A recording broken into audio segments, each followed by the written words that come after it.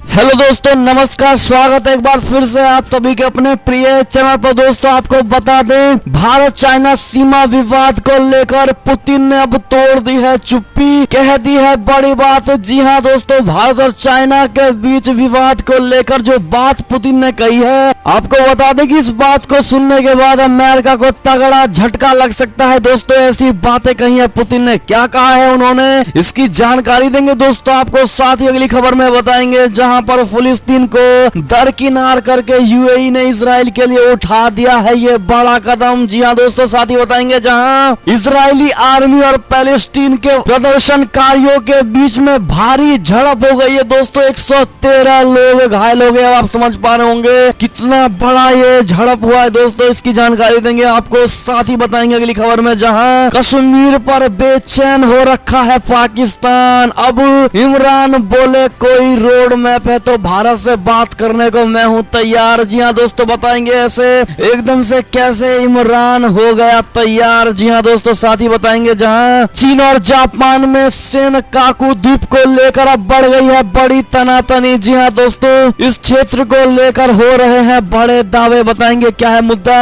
उससे आगे बताएंगे आपको। जहां पर चाइना के वुहान लैब से जुड़ी बड़ी खबर आ रही है, जहां पर डॉक्टर फाउची ने जितना बताया वुहान वायरस लैब को मिलने वाला था उससे ज्यादा पैसा। जी हां दोस्तों, बड़ा अमाउंट मिलने वाला था। और क्या है उस अमाउंट के पीछे का राज, इसकी भी जानकारी देंगे। साथ ही बताएंगे आपको जहां पर रेलवे ने दोबारा शुरू कर दी है ये 24 स्पेशल पैसेंजर ट्रेनें। जी हां दोस्तों, इन राज्यों के लोगों के लिए काफी ज्यादा और बड़ा फायदा होने वाला है। दोस्तों बताएंगे वो कौन कौन सी ट्रेनें हैं और किस किस राज्य के लिए स्पेशल ट्रेन अब चलाई जा रही है। दोस्तों इसकी भी जानकारी देंगे आपको। साथ ही आपको बताएंगे जहां पर 6 जून के बाद इन राज्यों में होगी झमाझम बारिश, मानसून पहुंचने वाला है इन राज्यों में। तो हर तरह की जानकारी आपको देंगे दोस्तों, तो बने रहेगा वीडियो के अंत तक। और अभी खबरों में आगे बढ़ने से पहले अगर आप भी मानते हैं कि मोदी जी हैं तो हर चीज संभव है, भारतीय सेना तो हमारा देश गर्व से जी रहा है और इस कोरोना काल में डॉक्टर ही भारत के लिए सबसे बड़े रक्षक हैं। तो अभी फटाफट से इस वीडियो को कर दीजिए लाइक,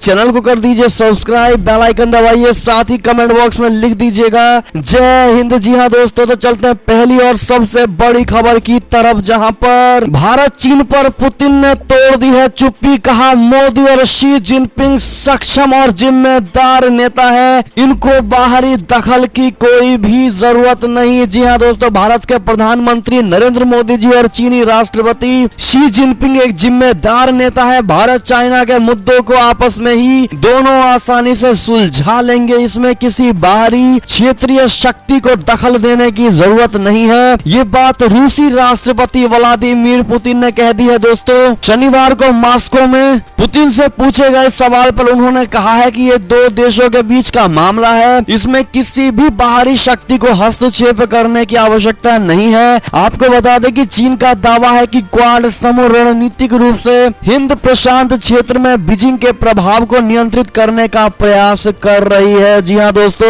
आपको बता दें कि राष्ट्रपति पुतिन ने कहा है कि भारत चाइना संबंधों से संबंधित कुछ मुद्दे हैं जो उन्हें भी मालूम है। पड़ोसी देशों के बीच बहुत सारे मुद्दे को लेकर मतभेद रहता है, लेकिन भारत के प्रधानमंत्री और चाइना के राष्ट्रपति दोनों एक गंभीर और जिम्मेदार नेता हैं। दोनों इस मुद्दे को आसानी से हल कर सकते हैं, इसीलिए किसी भी बाहरी देशों को इन दोनों के बीच में आने की कोई भी आवश्यकता नहीं है। दोस्तों और आपको बता दें कि इस खबर को सुनने के बाद अमेरिका काफी ज्यादा बौखलाया जा सकता है। दोस्तों सूत्रों के हवाले से ये बड़ी खबर है, जहां पर अमेरिका को धक्का लगने वाला है, क्योंकि कुछ समय पहले अमेरिका ने भारत और चाइना के बीच मध्यस्थता की बात की थी दोस्तों, और कहा था कि हम जब चाहें इन दोनों के बीच मध्यस्थता करवा सकते हैं। जी हाँ दोस्तों, ऐसे में अगर आप भी मानते हैं कि रूस के राष्ट्रपति ने जो बात कही है वो एकदम लॉजिकल है, तो आप भी कमेंट सेक्शन में रूसी राष्ट्रपति की बात एकदम सही है कमेंट में जरूर लिखकर बताइएगा। दोस्तों जिनको गलत लगता है वो कमेंट सेक्शन में कारण अवश्य दीजिएगा। बढ़ते हैं खबर की तरफ, जहां फिलिस्तीन को दरकिनार करके यूएई ने इजराइल के लिए उठा दिया है ये बड़ा कदम। बता दें फिलिस्तीन के मसले पर मुस्लिम देशों की चेतावनी के बावजूद संयुक्त अरब अमीरात इजराइल के साथ आर्थिक क्षेत्र में लगातार साझेदारी बढ़ा रहा है। इजराइल और फिलिस्तीन में 11 दिन चले संघर्ष सीज फायर की घोषणा हुए अभी कुछ ही दिन हुए हैं, लेकिन यूएई इजराइल के रिश्तों पर इसका कोई असर पड़ता नहीं दिखाई दे रहा। दुबई में इसी हफ्ते आयोजित हुए ग्लोबल इन्वेस्टमेंट फोरम में दोनों देशों के दिग्गज जुटे और आगे की कारोबारी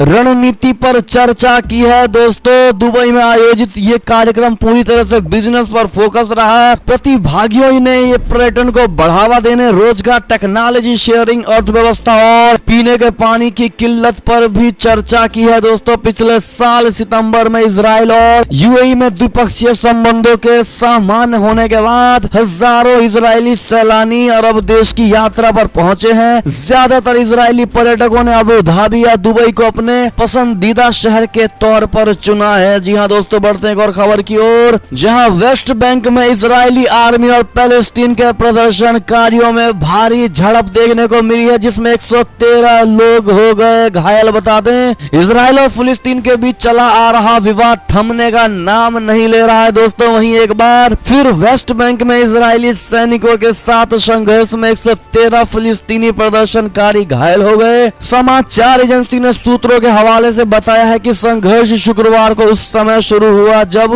इजरायली सैनिकों ने नॉर्थ वेस्ट बैंक के शहर नबलस के दक्षिण में स्थित बेइता गांव में एक समझौता विरोधी रैली को तितर बितर किया। जी हाँ दोस्तों, चश्मदीदों ने बताया है कि सैनिकों पर पथराव करने वाले प्रदर्शनकारियों को तितर बितर करने के लिए इजरायली सैनिकों ने आंसू गैस के गोले छोड़े, रबड़ की गोलियां और गोला बारूद दागे हैं। गांव के पास जबल सभी माउंटेन पर शुक्रवार दोपहर को रैली का आयोजन यहूदियों को बसाने के लिए एक समझौता चौकी स्थापित करने की तैयारी के विरोध में किया गया था। प्रदर्शनकारियों ने कहा है कि चौकी स्थापित करने के लिए पहाड़ के अधिग्रहण के प्रस्ताव के रूप में इजराइल ने पहाड़ पर 20 से ज्यादा मोबाइल टावर लगाए हैं। जी हाँ दोस्तों, ऐसे में मुद्दा चाहे कोई भी हो, लेकिन इजरायली आर्मी और पैलेस्टीन के बीच का ये मामला कभी खत्म नहीं होने वाला। दोस्तों, ऐसे में अगर आपको लगता है कि इस प्रकार का छोटा मोटा और बड़ा झड़प चलने वाला है दोस्तों, आगे भी ऐसे चलता रहेगा, तो फटाफट से वीडियो को लाइक नहीं किया तो लाइक कर दीजिएगा। दोस्तों, एक और खबर की बात करें तो कश्मीर पर बेचैन पाकिस्तान। अब इमरान बोले कोई रोड मैप है तो भारत से बात करने को हूँ तैयार। बता दे, जम्मू कश्मीर पर पाकिस्तान के प्रधानमंत्री इमरान खान की बेचैनी छिपाए नहीं छिप रही है। दोस्तों, वो कभी बातचीत की पेशकश करते हैं तो अगले ही क्षण बातचीत के लिए शर्त रख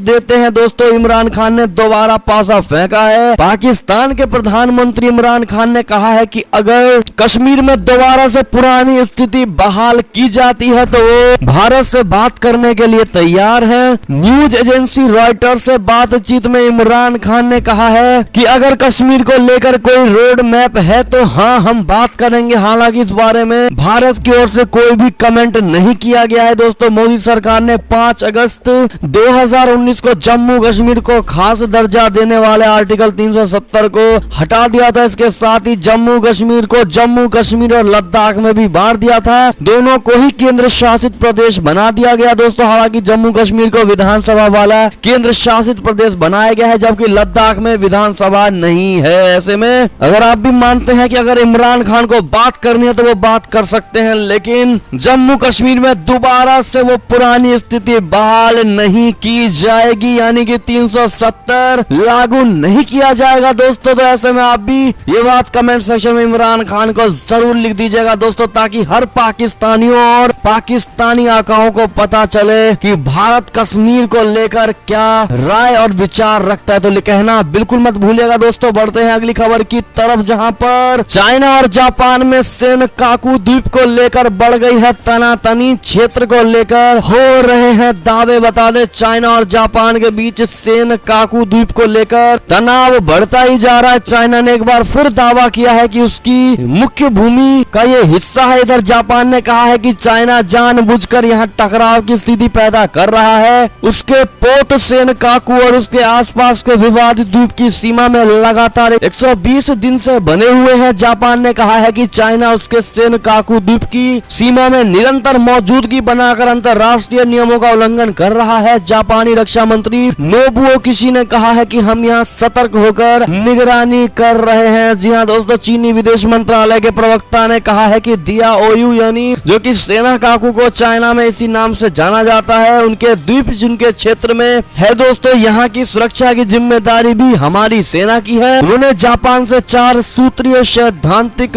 सहमति का पालन करने के लिए कहा है। जी हाँ दोस्तों, एक और खबर की बात करें तो कोरोना से जंग के बीच बड़ी खबर, जहां रूस ने कह दिया है कि स्पुतनिक वी की तकनीक देने और उत्पादन बढ़ाने को है तैयार। जी हाँ दोस्तों, कोविड रोधी टीकों की मांग को पूरा करने के वास्ते भारतीय कंपनियों के रूसी निर्मित स्पुतनिक वी टीके का उत्पादन करने की तैयारियों के बीच राष्ट्रपति व्लादिमीर पुतिन ने शनिवार को कहा है कि रूस दुनिया का एकमात्र ऐसा देश है जो टीका प्रौद्योगिकी हस्तांतरण और विदेश में उत्पादन को बढ़ाने के लिए तैयार है। उन्होंने कहा है कि टीका 66 देशों में बेचा जा रहा है। दिल्ली में अधिकारियों ने शुक्रवार को कहा था कि भारत के औषधि महानियंत्रक ने सीरम इंस्टीट्यूट ऑफ इंडिया को भारत में निश्चित शर्तों के साथ अध्ययन, परीक्षण और विश्लेषण के लिए कोविड-19 रोधी टीके स्पुतनिक वी के उत्पादन की मंजूरी दे दी है। जी हाँ दोस्तों, एक और खबर की बात करें तो डॉक्टर फाउची ने जितना बताया वुहान वायरस लैब को मिलने वाला था, उससे कहीं ज्यादा पैसा मिला। जी हाँ दोस्तों, व्हाइट हाउस के चीफ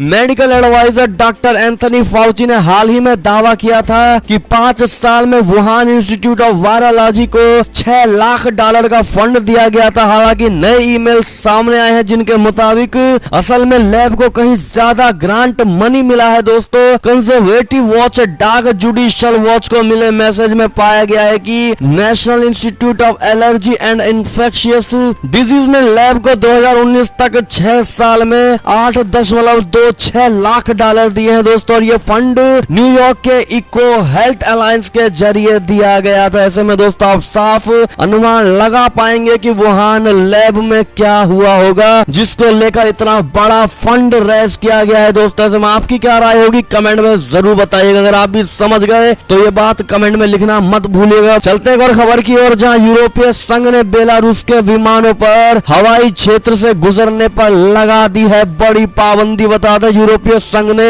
बेलारूस के विमानों पर ईयू के सदस्य देशों के हवाई क्षेत्र से गुजरने पर पाबंदी लगा दी है। पिछले महीने सत्ता के आलोचक पत्रकार की गिरफ्तारी के लिए रेयान एयर यात्री विमान को जबरन बेलारूस में उतारे जाने की घटना के बाद ईयू ने ये कदम उठाया है। दोस्तों, यूरोपीय संघ ने एक बयान में शुक्रवार को कहा है कि उसके 27 सदस्य देश बेलारूस से संचालित होने वाले किसी भी विमान को इलाके में उतरने या हवाई क्षेत्र से गुजरने की अनुमति नहीं देंगे। जी हाँ दोस्तों, इस पर आपकी क्या प्रतिक्रिया होगी, राय अवश्य दीजिएगा। दोस्तों, अगर खबर की बात करें तो पाकिस्तान अफगानिस्तान में छिपे हुए हैं अलकायदा के कट्टर आतंकी। यूएन की एक रिपोर्ट ने बढ़ा दी है दुनिया की चिंता। जी हाँ दोस्तों, संयुक्त राष्ट्र की आतंकवाद निरोधक एजेंसी की रिपोर्ट में पाकिस्तान और अफगानिस्तान को लेकर चिंता जताई गई है। दोस्तों, इस रिपोर्ट में कहा गया है कि आतंकवादी संगठन अलकायदा के अधिकतर कट्टर आतंकवादी अफगानिस्तान और पाकिस्तान के सीमाई क्षेत्र में रह रहे हैं। इन आतंकवादियों की सूची में अलकायदा का पूर्व सरगना अयमान अल जवाहिरी भी शामिल है। माना जाता है कि जवाहिरी जिंदा है और बेहद कमजोर है। जी हाँ दोस्तों, शुक्रवार को जारी इस रिपोर्ट में कहा गया है कि तालिबान से जुड़े अलकायदा के आतंकवादी और अन्य विदेशी चरमपंथी अफगानिस्तान के विभिन्न हिस्सों में रह रहे हैं। अलकायदा आतंकवादी अयमन मोहम्मद रबी अल जवाहिरी के बारे में माना यह जा रहा है कि वो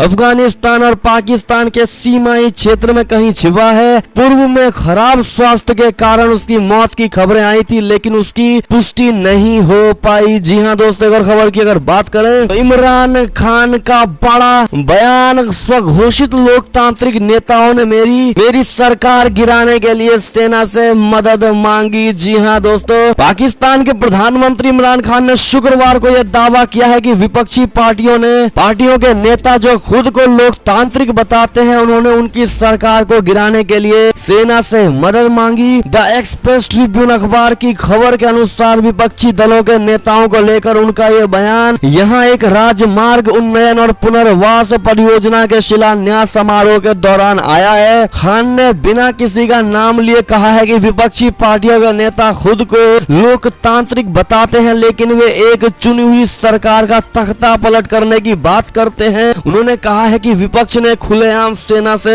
उनकी सरकार को उखाड़ फेंकने के लिए कहा था। क्या कहते हैं आप लोग दोस्तों, ऐसे में कमेंट में अवश्य ही बताइएगा लिखकर। एक और खबर की बात करें तो नेपाल से खबर, जहां प्रधानमंत्री ओली ने किया मंत्री परिषद का पुनः गठन, जसपा भी सरकार में शामिल। जी हां दोस्तों, नेपाल के प्रधानमंत्री केपी शर्मा ओली ने जनता समाजवादी पार्टी यानी जसपा नेपाल को सरकार में सहभागी कराते हुए 17 सदस्य मंत्री परिषद गठन कर लिया है। दोस्तों, नेपाल कम्युनिस्ट पार्टी यानी एमाले के पुराने ज्यादातर मंत्रियों को इस मंत्री परिषद से हटा दिया गया है। अब सरकार में 3 उप प्रधानमंत्री, 12 मंत्री और 2 राज्य मंत्री रहेंगे। एमाले के विष्णु पौडेल, रघुवीर महासेठ और जसपा के राजेंद्र महतो को उप प्रधानमंत्री बनाया गया है। दोस्तों, अगर खबर की बात करें तो भारत के लिए बड़ी ही अच्छी खबर, एवरेस्ट की पुमोरी चोटी पर फतह करने वाली पहली भारतीय महिला बनी हिमाचल की बलजीत। जी हां दोस्तों, हिमाचल प्रदेश के सोलन की बेटी बलजीत कौर ने माउंट एवरेस्ट समूह की पुमोरी चोटी पर फतह हासिल कर दी है। दोस्तों, अपने इस पर्वतारोहण अभियान के बाद बलजीत कौर रविवार को सोलन पहुंचेगी। बलजीत और उनकी साथी पर्वतारोही राजस्थान की गुणवाला शर्मा 7161 मीटर ऊंची चोटी पुमोरी पर विजय हासिल करने वाली पहली भारतीय महिलाएं बन गई हैं। दोस्तों, ऐसे में कांग्रेचुलेशन बलजीत कौर और गुणवाला शर्मा जरूर लिख दीजिएगा दोस्तों, और भारी मात्रा में कमेंट करिएगा ताकि इनका मनोबल और बढ़े। और इन्हीं का नहीं बल्कि वो जितने लोग जो इस प्रकार की पर्वतारोहण को फतेह करने की कोशिश कर रहे हैं दोस्तों, तो कमेंट करना बिल्कुल मत भूलिएगा। बढ़ते हैं अगली खबर की तरफ, जहां केंद्र ने कसे पेच तो ट्विटर पड़ा ढीला, भागवत समेत कई आरएसएस नेताओं के ब्लू टिक को वापस लौटा दिया है। दोस्तों, केंद्र सरकार और ट्विटर के बीच तल्खी खत्म होने के बजाय बढ़ती जा रही है। सरकार ने के नए नियमों के बीच ट्विटर का कई नेताओं के अकाउंट से ब्लू टिक का हटाना बड़ा विवाद बन गया। पहले देश के उपराष्ट्रपति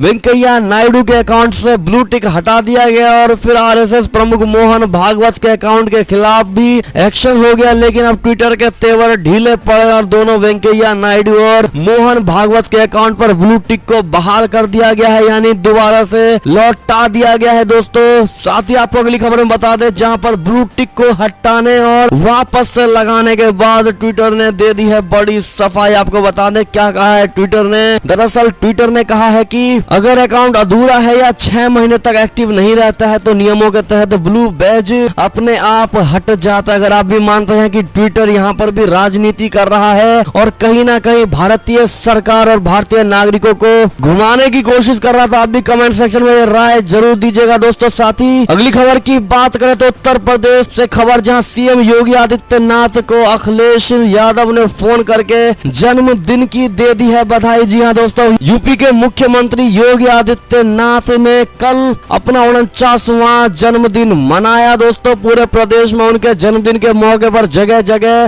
कई कार्यक्रमों का आयोजन किया गया। हिंदू युवा वाहिनी ने तो वाराणसी में मुख्यमंत्री को दीर्घायु के लिए रुद्राभिषेक तक कर दिया। अब इस खास मौके पर सपा प्रमुख अखिलेश यादव की तरफ से भी सीएम योगी आदित्यनाथ को बधाई दी गई है। उन्होंने बाकायदा फोन करके योगी आदित्यनाथ को इस खास मौके पर शुभकामनाएं दी हैं। सब दोस्तों, जितने भाई बहन ने इस कमेंट में योगी जी को कल बर्थडे की बधाई नहीं दी दोस्तों, ऐसे में आज उनके लेट सही लेकिन जन्मदिन की बधाई कमेंट सेक्शन में जरूर दीजिएगा दोस्तों।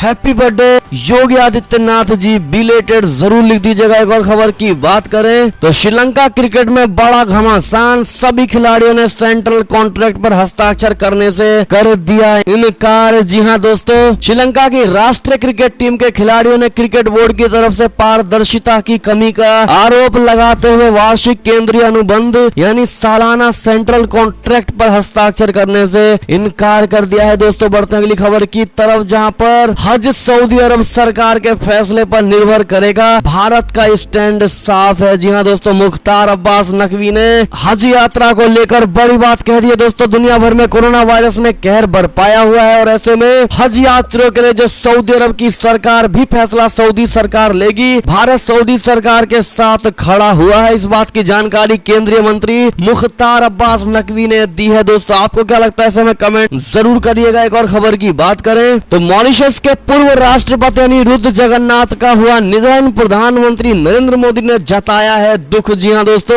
मॉरिशस के पूर्व राष्ट्रपति एवं पूर्व प्रधानमंत्री सर अनिरुद्ध जगन्नाथ का निधन हो गया है। वो 91 वर्ष के थे। 2 बार मॉरिशस के राष्ट्रपति और 6 बार प्रधानमंत्री के रूप में कार्य करने वाले जगन्नाथ को 2020 में भारत के दूसरे सर्वोच्च नागरिक सम्मान पद्म विभूषण से सम्मानित किया गया था। ऐसे में मोदी जी ने इनके आत्मा को शांति के लिए श्रद्धांजलि दी। ऐसे में आप भी कमेंट सेक्शन में अनिरुद्ध जगन्नाथ जी को दिल से श्रद्धांजलि जरूर लिख दीजिएगा। बढ़ते हैं और खबर की तरफ, जहां रेलवे ने दोबारा शुरू कर दी 24 स्पेशल पैसेंजर ट्रेनें। बिहार यूपी के लोगों को होगा बड़ा फायदा। बता दें, कोरोना महामारी के मामलों में कमी आते देख भारतीय रेलवे फिर से अपनी सेवा को ट्रैक पर लाने में जुट गया है। रेलवे ने शनिवार को 24 स्पेशल पैसेंजर ट्रेनों को शुरू करने की घोषणा कर दी है और ये ट्रेनें कोरोना महामारी की वजह से बीच में बंद कर दी गई थी। जी हां दोस्तों, ईस्ट सेंट्रल रेलवे ने दोबारा शुरू हुई 24 स्पेशल पैसेंजर ट्रेनों की सूची जारी कर दी है। इनमें से अधिकतर ट्रेनें बिहार और उत्तर प्रदेश के बीच चलने वाली है। कोरोना महामारी की वजह से रास्ते में अटके लोगों को इन ट्रेनों से वापस